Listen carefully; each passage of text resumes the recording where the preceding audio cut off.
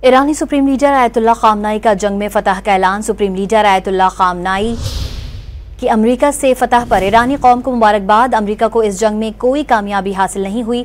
Ayatollah खामनाई Israel की मुकम्मल तबाही के खदशे पर अमेरिका जंग में शामिल हुआ। आयतुल्लाह खामनाई अमेरिका को महसूस हो गया था, वो शामिल ना हुआ, इजराइल तबाह हो जाएगा। आपको बताएं कि ईरान के सुप्रीम लीडर आयतुल्लाह खामनाई का एक्स पर ईरानी कौम के नाम पैगाम। आपको बता रहे हैं ईरानी सुप्रीम लीडर आयतुल्लाह खामनाई का जंग में फतह का ऐलान।